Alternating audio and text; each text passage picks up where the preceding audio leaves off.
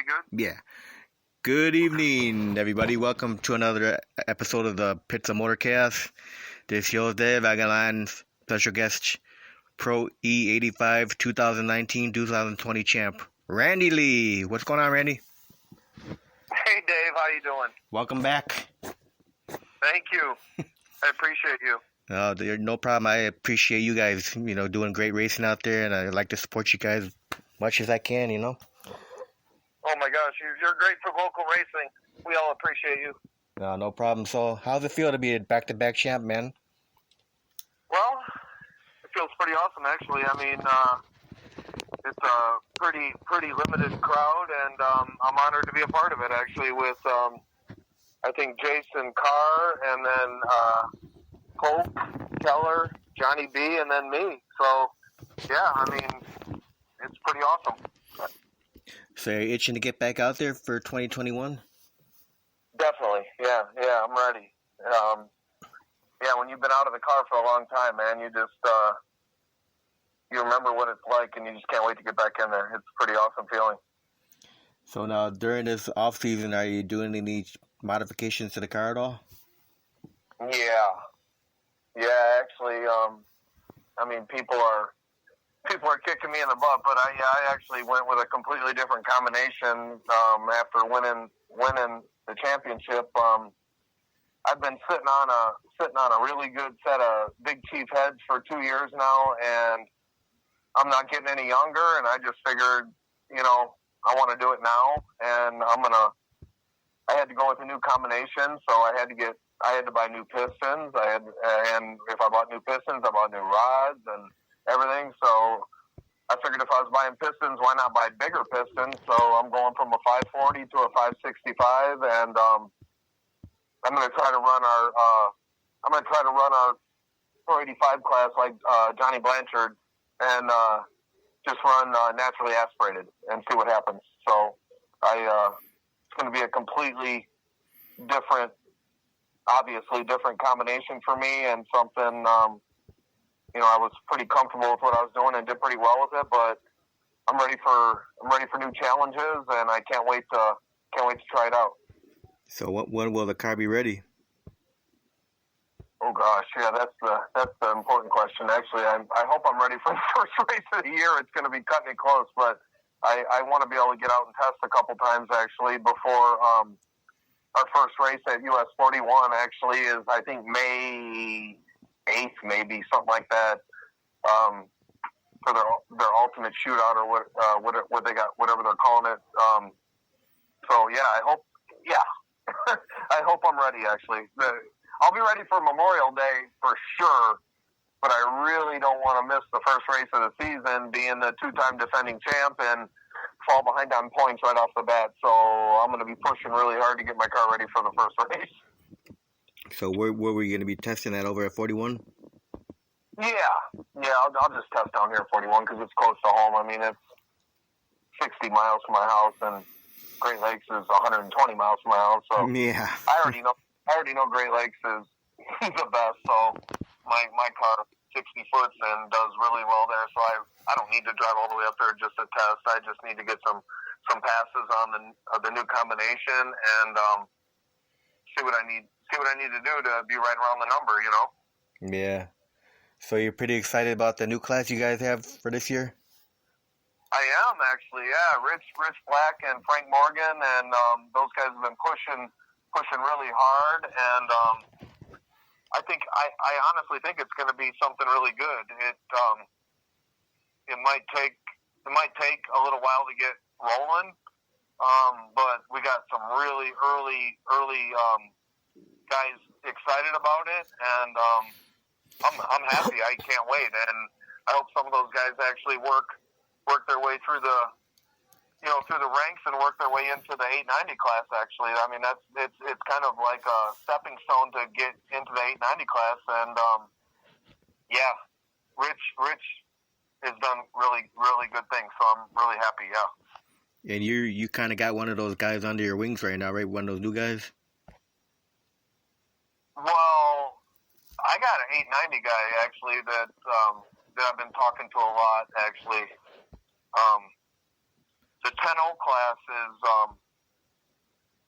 is a bunch of new guys actually, and we just met them actually at our. We had a little get together, and I met them, and I'm excited about them and stuff. But we got a couple new guys actually coming into the 890 class that I'm super excited about. And I don't know if you remember like the other class that ran against the Pro 85, like the Midwest Mafia or whatever, and all that.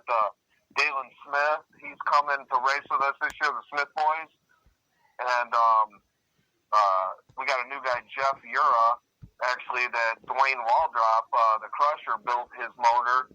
He's coming to race with us, and he's got a beautiful Camaro, actually. It's like a show car. He's coming to race with us, and he's super excited about it. He bought all the good stuff, so I think he's going to do well. And then we got Brad Anderson. He's coming in a Mustang, a turbo Mustang. And we got a guy, Jimmy Turner. I don't know him well, actually, but he showed up to the meeting. He's got a Chevelle, actually. I think it might have even a 632 in there or something. He's going to be racing. And then we got this guy, Ben Kelly, who fell sick recently, but he's possibly going to race the 890 class, but for sure the 10-0. He's got a new combination, and he's not sure where he's going to fall in, but we got so much stuff going on. It's just super exciting for Pro 85. So. And Mr. Jeff Ura, you got him under your wing, kind of training him, right? Well, I just talked to him a lot. He's a good friend of mine, actually. But Dwayne Waldrop actually built his motor and set his combo up. I mean, Dwayne, the Crusher gets the accolades for bringing him in. But I talked to him a lot, and I try to give him advice, and I really look for him to do well, actually. Now, are you excited about the All-Star race that Rich was talking about when I had him on here? Yeah, I think it's going to be pretty cool if it all plays out. I'm not sure what's going to happen yet with that whole thing, but I think the fans of Great Lakes would love it. Actually, I think it'd be really cool. Like I told Rich, could you imagine lined up with Christopher Pierce? No. No. Doing that big wheel stand up and straight up in there. Right. Yeah, you look next to you and all you see is them straight up in the air. No, it'd be pretty cool though. Yeah. So what are you excited about the most for the 2021, Randy? Well, I mean, I hate to be selfish, but I'm really excited the most about trying to three-peat, actually, something that nobody's ever done. So, I mean, I'm super excited about that, actually. It's getting closer to spring, and I'm starting to get the fever, and I just want to do something that nobody's ever done in the group. So that's what I'm most excited about, actually. And just getting going, just racing. I mean, we're such a close group of friends, and when we're in the pits, I mean, we're all good buddies, and I mean, that's when we're having a good time. So, I mean, I really hope, though, that we have some good weather this year, and we get all our races in, and, and we can have a really exciting championship, get this COVID crap out of the way, and, get some fans in the stands, and that's what I'm looking forward to, because Great Lakes and, is, you know how it is. I mean, yeah. You race in front of those stands and drive back in front of the grandstands and everything. It's the best feeling as a racer, Yeah, there were so many rainouts last year at the Grove. Oh, it sucked. Yeah. It really did. I mean, it really did. I mean, it was so depressing, and I mean, I honestly feel like we didn't go up there one time where there wasn't like a 50% chance of rain, and it's just, you try to think positive and you want the best to happen, but if you talk about rain in front of Frank Morgan, man, it ain't going good for you. I mean, he don't like to talk about weather. You could show him the radar. You could show him the radar that a huge thunderstorm is coming in, and he wants to cut you. You know what I mean? It's not good. So. Well, maybe the assassin needs to do some rain dancing. Anti-rain dancing, not to get rain, anti-rain. Right. He needs to get a cigar out there and do some rain dancing in a circle with some fire. Get a big powwow going. Yeah. Yeah, I met Frank at the Jet show last year. Oh, he's Yeah, Night of Fire. He was up there. he's he's a top shelf guy.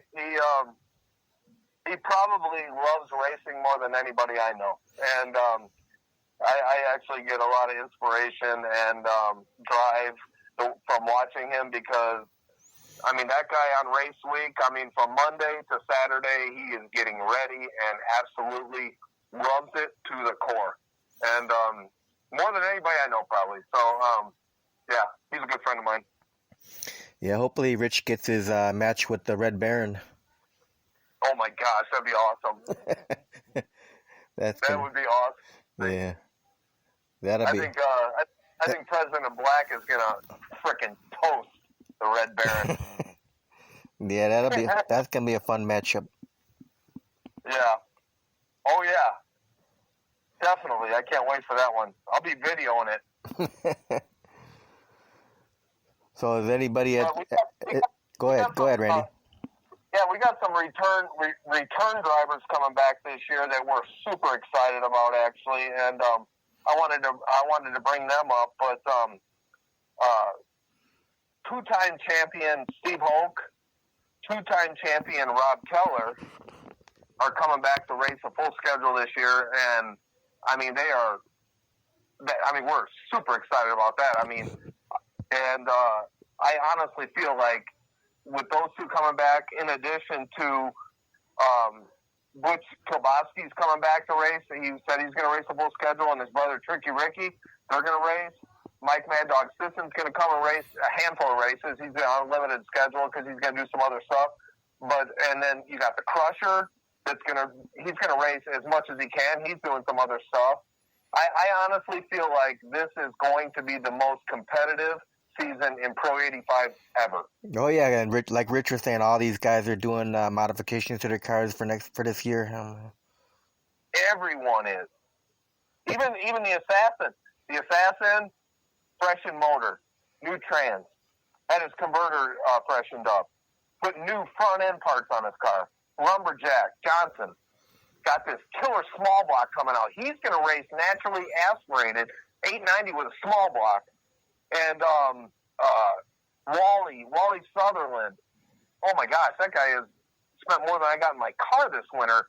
And you just keep going. I mean, the only person that is scaring me though, wait, Butch Smith. He's getting his car put into DME Racing, and he's all excited about racing again. He's coming back. He's going. The only person that hasn't changed anything is Rich Black, though. Yeah. And he came on at the end of the year last year and got pretty scary, in my opinion. So he's the guy that I'm kind of looking out for. And also Rob Veneziano, he's kind of sitting back there all quiet, which is kind of freaky, and not doing much with his car because it's all locked in, you know. So, yeah. I mean, it's gonna be a super competitive year. Yeah, Tim Johnson also. I forgot Tim Johnson. Complete freshen up with everything. I mean, we got a bunch of exciting stuff going on in Pro 85. I'm super excited about it. Yeah, you got to watch out for Rob Overkill. Oh gosh, yeah, he's a great driver. Yep. Then Timothy. Yeah, he's a great. Yeah, like you said, Timothy Johnson. Yep. Oh gosh, yeah.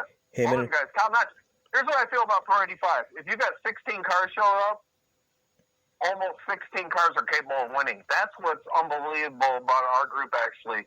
I mean, you got cars leading, you know, with great lights, 03 lights, and finishing bumper to bumper at the end. It's exciting racing, and I mean, people can say what they want. I mean, I know everyone's into, you know, heads up racing, but we got some exciting stuff going on with our group, and it's growing.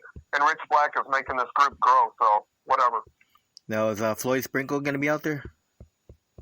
He says he is. I want to see. I can't wait. Floyd actually, and also Ryan Frankenstein Gustav has said he's going to be out, and so that's two cars right there that would be huge for our group too. I mean, we were averaging probably 14 to 16 cars without all the people I mentioned. So I mean, it's very possible that we could have 20 cars. We could have 20 cars at a race actually, which would be unbelievable. Yeah, and I think Rich said Joe Beach is doing some stuff to the car, right? Oh, Joe Beach is my hero. That's the reason I won the championship last year. But he's doing some stuff. He's doing some upgrading his car, right? Yeah, he rebuilt his whole motor. Yep. A lot of guys that can be gunning for you, man. Well, he blew his motor actually against me in the final race of the year. So, I don't know if you kept up with the whole thing, but I kind of fell into the whole thing actually. I mean, I don't feel whatever. I mean, it is what it is. I won our championship, and I had a couple people approach me and say, hey, it doesn't matter if it's a one-race championship. Everybody that wanted to win the championship raced their butts off, and you ended up on top, so you're the champion. You know what I mean? So, I mean, with the rainouts and with COVID and everything, it didn't feel as good as the year before, but I kind of backed my way into the whole thing. Actually, I came into the final race in third place, actually, and I had Rob Veneziano and Frank Morgan ahead of me, and the way it worked out in the ladder, I was number 2 qualifier, and what happened was Joe Beach. Well, I actually beat Rich Black in the second round, and it was one of the closest races I've ever had in my life, actually. And with that win, whoever got that win got a bye into the finals. It was in the second round, so whoever won that got a bye into the finals. So, and I mean, we crossed the line, and I had if that light didn't come on the wall, I didn't have any idea who won. It was that close. And, I mean, I was screaming like Joe Beach was when he beat Frank Morgan. I was screaming all the way down the return road and everything, and because I knew I had to buy into the final. So no matter what, I was going to be racing for the championship. And then in the semis, I'm in the burnout box, and right in front of me, Frank Morgan and Joe Beach go down the track, and I watched the light go off, and I was like, I don't even believe it. You know, I really honestly thought I was going to be racing Frank Morgan for the final, which I would have loved. Win or lose would have been epic for Dan Da Vinci, you know, performance carburetors and everything, because Frank brought me on board with that whole thing, and I just think it would have been huge. But Frank's class act. I mean, he put up a great race and everything, and Frank loses, and then I have a bye in the semis and go 891 in the semis, and come around to race Joe Beach in the finals, and then at half track his motor let go, and it was like one of those things that was kind of uneventful. I let off and just coasted to the win, but I felt like I backed into the whole thing. I mean, I never in a million years in third place thought that I was going to win the whole thing, but it just worked out the way it did, you know? Yeah. So what's going on with Steve Keys? Steve Keys. As far as racing? Yeah, is he going to be out with you guys at all? Nah, I don't think so, actually. I think he's going to be doing some work at US 41, actually, is what I heard, actually. They got a lot of upgrades going on at US 41. I mean, I haven't talked to Steve in months, actually, but I just heard through the grapevine that he's going to be doing some work down at US 41. They're going to be grinding the track. They're going to have, I mean, it's going to be work on the tower, work on the entrance to the track. I mean, I heard that they're trying to make it, since Joliet's not opening, they're trying to, put themselves in the game, actually, and be a top-notch operation. So I'm super excited about that, too. So have you heard anything about 66? Are they going to sell it, or you have any idea? I don't have any connections with that whole thing, but the last I heard is they will not be opening this year. Yeah, hopefully they'll open up again. It always sucks when we lose another racetrack. Well, it's crazy. It really sucks. I mean, and then I heard Osceola wasn't going to open, but I saw they put out a schedule, so they are going to open. So that's good because, I mean, you lose Osceola, you lose 66. The only two tracks in this entire area is, I mean, other than that 8 Mile track, I forgot what it's called, down there in Kokomo or whatever, but you got 41 and Great Lakes, that's it. And Byron, I mean, they're always for sale, so who knows what's going on. You talking about WIR? No, I'm talking about. Oh shit! I'm sorry, Dave. I can't remember the name. It's by Kokomo down there. It's an 8-mile track. They do a lot of bracket racing. 8-mile. I can't remember the name. I've never raced there. So have you ever been to WIR? No. Or how about Central Illinois Dragway way out there? No. Is that down by Champaign or? It's right by what do you not Missouri. Oh, the track I'm thinking of. By Iowa. It's about towards Iowa. The one I'm thinking of is Bunker Hill. Joe Hopp just actually texted me and reminded me. Yeah, Bunker Hill, the one by Kokomo. I've never heard of that. They do a lot. They do a lot of big bracket racing. You never heard of that? No, I never heard of Bunker Hill. Oh, it's been around a long time, actually. So that's the 8-mile track, you said, right? Yeah, it's all 8 miles. So you like 8-mile racing?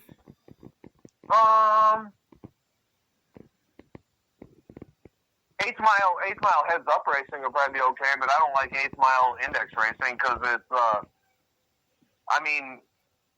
it all happens too fast. I mean, if you're racing to the stripe, I can understand where absolutely people would want to do that, but when you're bracket racing or index racing, it's so fast. You let off the trans brake and you're already bumper racing. It's the weirdest thing. Where in a quarter mile you have from the eighth to the quarter to get yourself figured out, but I prefer quarter mile. So, to answer your question. Yeah, we get a lot of those guys, they just like eighths because it saves on the parts or whatever. Oh, definitely. I can definitely understand where it saves on parts, safety, everything. But, all I'm saying is quarter mile is easier. I'm not saying it's better. 8 mile index racing or bracket racing, they're super talented drivers actually because, it happens so fast. 660 feet. That's quick when you're, in a 8-second car. Yeah. So.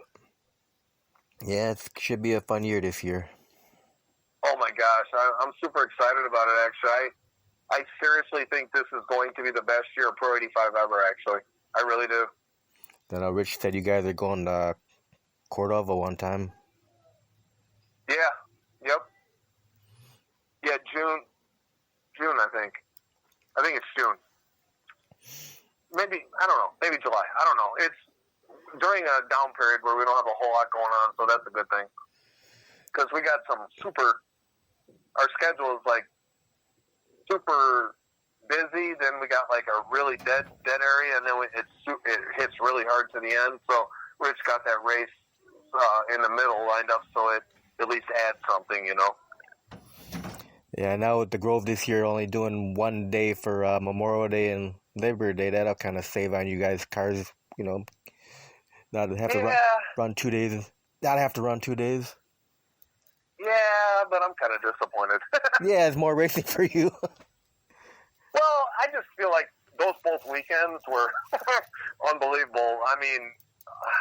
I do understand from a business standpoint why they're not doing it for Marcel and Randy and them, but it was an awesome weekend. If you get sunny days both days, it's unbelievable. It's the best racing around, you know what I mean? But I do understand that Saturday is absolutely packed with people and Sunday is probably half the amount of people and you're still paying the same amount of racers to be there and everything. So I do understand from a business standpoint why they're not doing it, but it's a little disappointing. I might still spend the night actually and just drive home on Sunday. Yeah, I know those Saturday nights were always like a big party night for all you guys in the parking lot, in the pit area. Yeah, it's a heck of a party. Chicago Wise guys, everything. They throw a heck of a party. Alex Kuchia and Kusia and all them guys. They're cooking. They're cooking on their grills, and it's a good time. Yeah, I know. Last year, I think it was last year for the Night of Fire, they had some moonshine up by Alex's pit area. I believe it. Yeah. Yeah, it's always Oh, yeah. always a fun time at the Grove, man. Oh my gosh, it's the best actually. I love racing there actually. It's a little bit farther of a drive, but it's a different atmosphere and fan base, and I don't know what it is, but I mean I love US 41 because you know I went there when it opened actually for probably 5 years, and then just fell out of drag racing for a bunch of years and then got back into it. But I still feel like the 41 is our home track. But I think with the upgrades they're doing right now, actually, I think they're going to be able to build a program almost, like Great Lakes and where they have actually a show. But, right now they have a heck of a bracket program. Steve Keys has built like an unbelievable bracket program and stuff like that. But to throw Pro 85 in the middle of a bracket program really doesn't work really all that well for them or us, because nobody goes to watch bracket racing, you know what I mean? So you need jet cars and funny cars and, E85 and all this stuff to generate fans in the stand. And the only way you're going to be able to do that is to have a track that will hold cars that can run those mile per hours. And I think with the upgrades they're doing, grinding the track and resurfacing the track, I think they'll be able to do it, actually. It might take a year or so, but I think they're going to have some huge events at US 41. You watch. Yeah, I saw all the pictures and stuff about upgrading and all that stuff they've been doing over there. Oh, yeah. Adam did a hell of a job last year, actually. Got lights up and new PA system and they got new timing system, and him and Steve Keys both just absolutely just almost gutted that place and started from scratch again.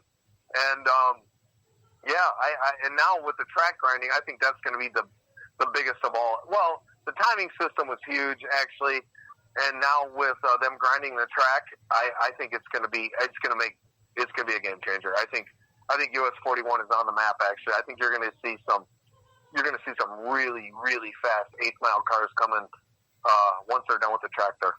Because I think that's why a lot of guys didn't come there, because they didn't feel safe. But with a new track surface, it has the best shutdown probably in the country. You know what I mean? And I honestly think that you're going to see US 41 on the move. Actually. That's awesome. Mm-hmm.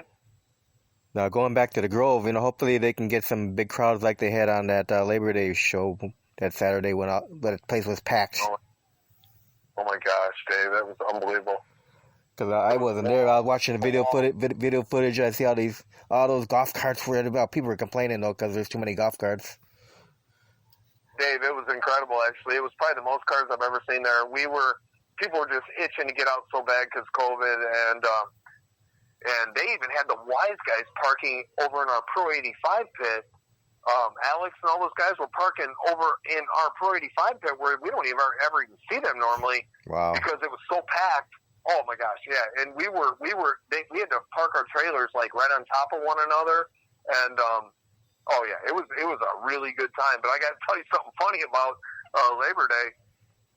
So we had 4 races for the entire year last year, and I go 2 finals, 1 semi, and lost in the first round of Labor Day. Wow. Johnny Blanchard beat me in the first round of the biggest race of the year, and I had to go. Well, I just grabbed a beer and just had a good time. But I mean, it was like, I can't believe I still won the championship and lost the first round. Yeah, that was a wild season for you. Oh yeah, it was. Well, to have 4 races and go 2 finals, 1 semi, I mean that's I'm happy about that. But I haven't really lost in the first round in 2 years actually. And Johnny B actually, that's the one where he pulled like a freaking 300-foot wheelie with nitrous, actually, and my car went to the right towards the wall a little bit. I had to let out just a split second, and we were dead even at the end, actually. He burped it, and boom, he got the light, actually, and but yeah, it all worked out coming down to the final race because Bill Beach bailed me out. Yeah. So, Hopefully this year's going to be another championship season for you. well, actually, hopefully, what we all hope is that you come out, actually. Yeah, no, Rich was telling me, you better get your butt out to the track. Because I've been telling you guys, I never met any of you guys except for Frank so far. Frank's the only driver I've met. Well, you met a legend then. Yeah. Yeah, we all know you, but we never met you. That's crazy. Yeah. You need to come out. Yeah, we'll be out there though. Okay. So, well, Randy, you got any final words or anything else you want to say? Yeah, I just want to, I don't know if we're going to have banquet this year and stuff, but there's just a few people that I just want to put a thanks out there to that helped me throughout the 2020 season. And, normally I would say this at the banquet, but I just want to, obviously I want to thank my wife actually because she supports me and she's my biggest fan. And she's there for me every step of the way. I want to thank Donnie Miller at DME Race Cars. Dan Da Vinci at Da Vinci Performance Carburetors. I want to thank Matthew Johnson because other than being Johnny B's crew chief, he's my crew chief. And if me and Johnny are not racing each other, that guy's in front of me, and it makes me feel very good when he's in front of me. And I want to thank Farmer Joe Hop actually because I got him out of Rensselaer. And he lives in Rensselaer, and he's a farmer, and he comes to the track at 41, and he's never left Rensselaer in his life, actually, and I got him to come in my motorhome and come up to Great Lakes with me, so I took him across 3 states for the first time in his life, and he's 60, so that was a good thing. And then I want to thank Rich and Helen, actually, because what they're doing for Pro 85 is I'm so thankful for that we have a place to race, actually, and Rich, I know, because I talk to him probably 3 days a week, 4 days a week, puts so much time into this group, and he also has a full-time job, and he's got a house, and he's trying to build a pole barn, but he loves this group, and he took it because he wants it to continue, and I'm very thankful for that, actually. And I'm thankful for Great Lakes Dragway, Marcel, Randy, Freddie, and the Red Baron, for what they do for Pro 85 because they love us up there and they're really good to us. And I want to thank US 41. I want to thank Adam Nassam, Steve Keys, and the whole staff out there. And if I forgot anybody, I'm really sorry, but that's just how it works. Yeah, you can't forget Claire at Great Lakes Dragway. Huh? I said you can't forget Claire. Right. And the Kramers. I mean, the Kramers are given. Camp Kramer, yep. Camp Kramer, they're a given. I mean, if they would have been at the banquet, I wouldn't have forgot them. But I'm so thankful for their friendship, and they make my wife and me very, very, very at home, and we can get all the food we want. And after I lose, I can get all the beer I want, and it's just a great time. And so, yeah. It's just awesome, Dave, man. It's just a great family. Well, that's what the whole sport of drag racing is, one great, big, happy family. I agree with you, actually. I've met more friends drag racing. It's just, and the thing that blows my mind about drag racing is, more than any other sport, I mean, and I've said this before, but, like, the guys that I race with will work on my car just so I can make the next round, just so they can beat me. You know what I mean? I mean, it's like, they don't want you not to make the race. Exactly. And that's what's different. Exactly. You know? And you need a part, they'll give you that part to get you to the next round. Oh, if they're out, they'll take it right off their car to give it to you. Yep. Yeah, it's a pretty cool group of guys, man. And the wives are awesome too, actually. I mean, in Pro 85, all the wives are awesome. And, yeah, it's just, I feel really blessed to be a part of this group. Actually, it's family, and we do anything for each other. That's awesome. Yep. And if you come out, we'll treat you the same way, brother. No, I know. I've talked to all you guys. All you guys say, "Oh, you're welcome to food. If we have food cooking, you're welcome to it." Even Camp Kramer, he said, "Come by for food and beer, whatever." Yeah. Sam Kramer or Frank Morgan, man. Frank Morgan, his jerk chicken will blow you away. Yeah, that's what he told me. You got to try the jerk chicken. Oh, it'll blow you away. I mean, you better have something to drink with it. All right, that sounds good. All right, man. Well, thanks for being on air again, champ. Hey, thank you, man. I appreciate you. I appreciate what you do for local racing. It's awesome, actually, that you get people out there. I listen to a ton of your interviews, and I think what you do is awesome. Well, thanks, Randy. I appreciate that. It's good to hear. All right, man. Have a good night. You too. Best of luck for 2021. Thank you. I'll see you. All right, Randy. Bye.